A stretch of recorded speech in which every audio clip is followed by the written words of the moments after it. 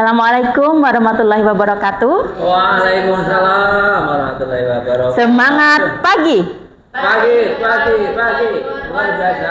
Tetap semangat. Baik, alhamdulillahirabbil alamin. Bapak Ibu yang saya hormati, kembali kita berjumpa lagi pada pagi hari ini melanjutkan sesi kita di hari kemarin, masih membahas tentang gender analysis pathway bidang kesehatan. Masih semangat? Semangat. Oke, kita lanjutkan perjalanan analisis kita. Oke, sebelumnya saya akan memberikan pantun sambutan buat pertemuan kedua kita. Cakepnya di belakang aja ya.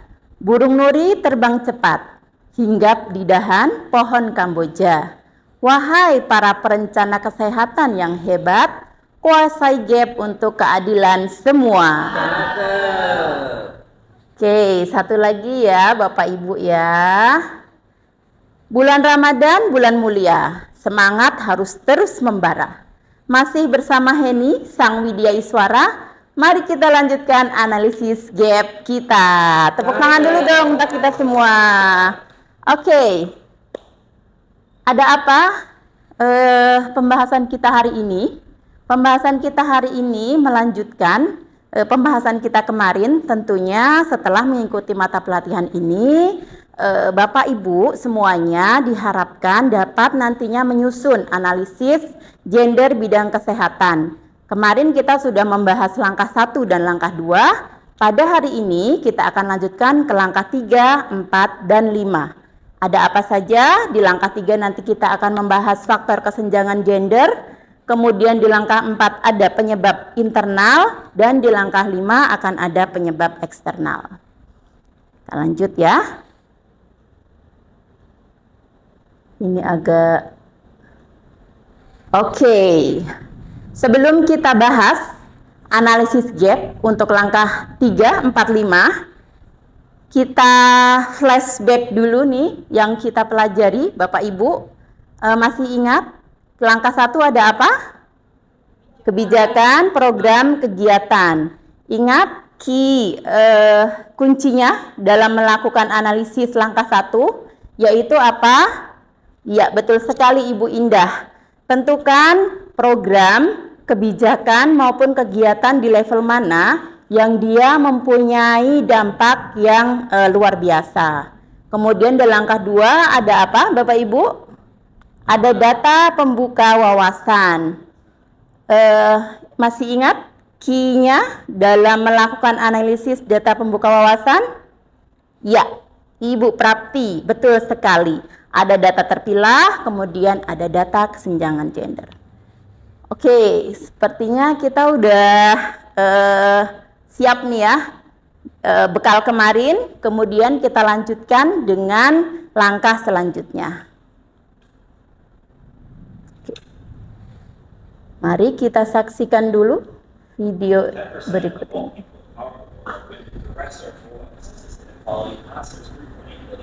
Therefore, 90% of boys think there's 34 billion people. We know society doesn't oppress anybody based on gender, so there's no other explanation. 30 billion missing boys. Where are they in a hole on Mars?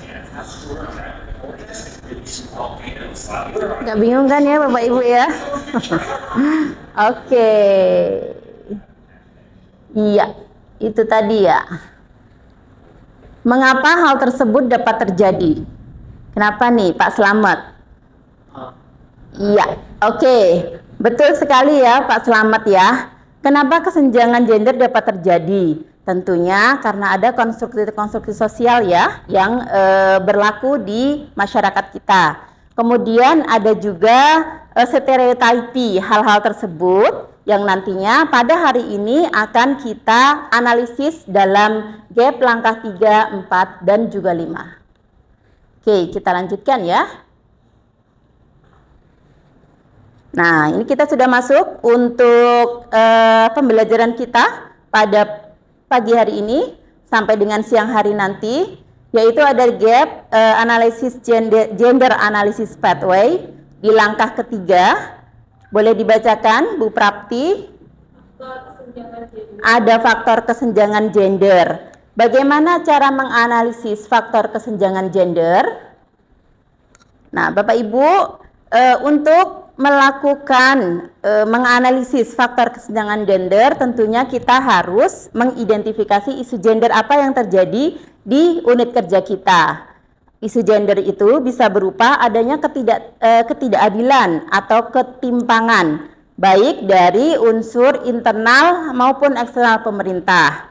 Kemudian setelah isu gendernya kita identifikasi, ada 1, 2, 3, kemudian kita kategorisasi sesuai dengan pisau analisis yang sebelumnya sudah kita pelajari, yaitu apa? APKM. Masih ingat?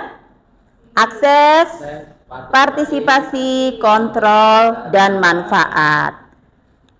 Kemudian itu tadi kita akan mendapatkan gap untuk faktor kesenjangan gender. Kemudian setelah itu, setelah ada identifikasi isu, kemudian kita tahu kategorisasinya dengan pisau APKM. Kemudian kita akan melakukan analisis lanjutan, yaitu apa sih yang menyebabkan adanya isu gender tersebut. Yang pertama yaitu di langkah 5 akan kita uraikan atau coba analisis untuk sebab kesenjangan internal. Sebab kesenjangan internal ini tentu saja kalau dari bahasanya pasti yang berasal dari dalam diri pemerintah ya, Bapak Ibu ya. Karena kan kita berdiri di sektor pemerintah nih, jadi sudut pandang kita adalah kita berada dalam lingkungan pemerintah. Kemudian yang menyebabkannya adalah adanya kapasitas SDM yang mungkin tidak merata, kemudian adanya kebijakan yang belum mendukung, dan bahkan mungkin juga ketersediaan anggaran dapat menjadi salah satu penyebab internal dari kesenjangan gender. Oke, kemudian kita lanjut dulu ya Bapak Ibu ya.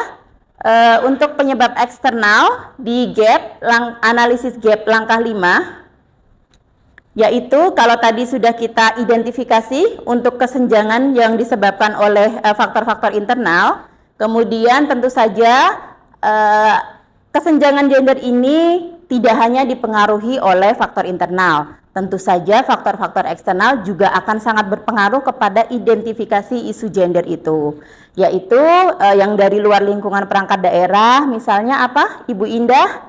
Bisa dengan ya, partisipasi, kemudian ada juga budaya yang berlaku. Misalnya nih, orang tua yang di daerah miskin itu, mereka cenderung untuk menikahkan anak perempuannya yang harusnya masih di usia sekolah ya, untuk mengatasi kurang biaya. Seperti itu ya.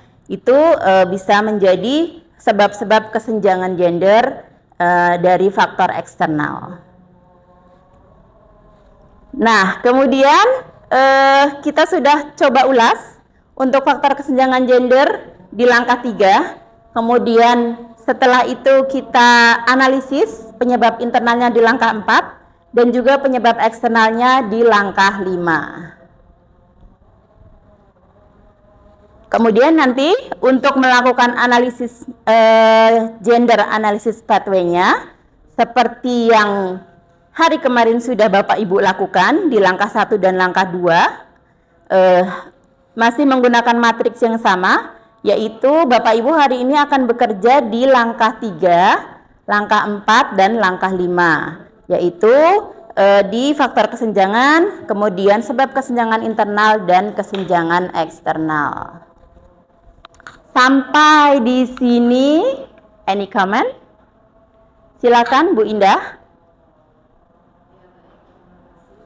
Oke, ya, memang betul ya Bu Indah ya. Memang tidak bisa dipungkiri, mungkin bisa dibilang anggaran bukanlah merupakan satu-satunya yang menentukan. Tapi juga kadang ya segala-galanya itu juga butuh anggaran gitu ya Bu Indah ya. Karena itu mengapa di sini juga sangat penting sekali kalau memang anggaran itu menjadi satu penyebab internal, maka dia harus dimasukkan sebagai analisis penyebab dari kesenjangan isu gender di faktor internal. Oke, kita bungkus Bu Indah. Oke, baik. Terima kasih Bapak Ibu yang lain. Oke, terima kasih ya, semuanya sudah jelas untuk penjelasan singkat di langkah 3, 4, dan 5. Kemudian untuk selanjutnya, karena tujuan pembelajaran ini Bapak Ibu harus bisa menyusun analisis gender menggunakan matriks gender analysis pathway, maka untuk sesi sekarang Bapak Ibu akan melakukan latihan di dalam kelompok. Bagaimana untuk mekanismenya masih sama seperti hari kemarin. Bapak Ibu akan bekerja di dalam kelompok yang sama, kemudian nanti akan kita bagi ke dalam 3 kelompok. Silakan diskusikan isu gender yang berelasi menggunakan analisis APKM, kemudian penyebab internal dan penyebab eksternal. Kemudian setelah berdiskusi nanti akan ditunjuk kelompok presentan dan juga kelompok pembahas. Tentunya ini nanti akan saya acak ya Bapak Ibu ya. Jadi semua kelompok harus siap untuk menjadi kelompok presentan maupun kelompok pembahas. Siap Bapak Ibu? Oke, semangat dong Bapak Ibu. Jangan deg-degan dulu ya. Kemudian nanti di akhirnya akan ada pembahasan dari saya. Baiklah, sesi sekarang silakan untuk bekerja di dalam kelompok. Waktu yang diberikan adalah 30 menit, bisa dimulai dari sekarang. Oke Bapak Ibu, bagaimana Oke. hasilnya? Siap untuk presentasi, Bu. Oke, kemudian kita akan acak dengan wheel of name, Bapak Ibu, seperti yang sudah saya sampaikan. Nah, didapatkanlah pemenang untuk kelompok presentan adalah kelompok Pak Slamet. Selamat Pak Slamet. Kemudian bersiap untuk kelompok Bu Indah nanti untuk membahas ya. Waktu 5 menit, kelompok Pak Slamet disilakan. Baik Bu, kami siap untuk mempresentasikan hasil diskusi kita dan ini tadi cukup alot diskusinya. Terima kasih. Oke, terima kasih Pak Slamet. Kita berikan aplaus dulu Bapak Ibu. Good job, good job, good job. Kemudian untuk kelompok pembahas silakan Ibu Indah. Dari hasil kerja kelompok Pak Slamet. Dari hasil kerja Pak Slamet tadi sebenarnya sudah luar biasa banget dan kami tidak Oke, setuju ya Bu Indah ya? Bukan cari aman ya. Oke Bu Indah, terima kasih Bu Indah. Kita berikan juga untuk kelompok pembahas kita. Good job, good job, good job. Oke, luar biasa sekali Bapak Ibu.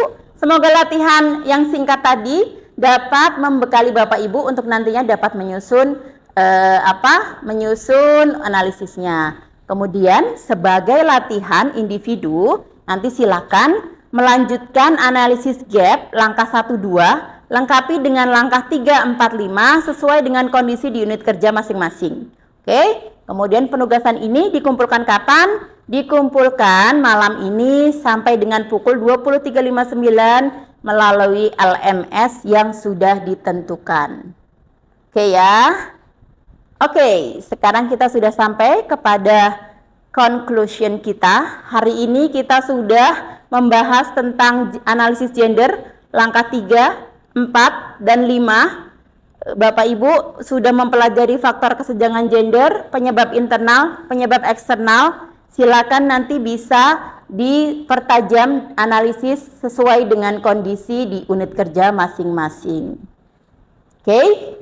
Kemudian silakan dipersiapkan. Saya akan melakukan evaluasi. Silakan join Mentimeter. Kita tunggu. Oke. Kemudian pertanyaan pertama. Sebaik apa Bapak Ibu memahami? Ternyata alhamdulillah ya, mostly sudah memahami. Kemudian yang kedua, penjelasan singkatnya. Langkah 3 faktor kesenjangan, langkah 4 eksternal. Ya, terima kasih semuanya sudah menjawab dengan tepat. Kemudian pertanyaan terakhir ini, one take away from this training session. Ada equality, gender equality. Oke, terima kasih Bapak Ibu, luar biasa. Untuk penutupnya Bapak Ibu, saya akan memberikan pantun. Burung nuri terbang melambat hinggap di dahan pohon Kamboja. Sampai jumpa wahai perencana kesehatan yang hebat pada analisis gap langkah selanjutnya. Wassalamualaikum warahmatullahi wabarakatuh. Semangat pagi. Mari. Luar biasa, tetap semangat.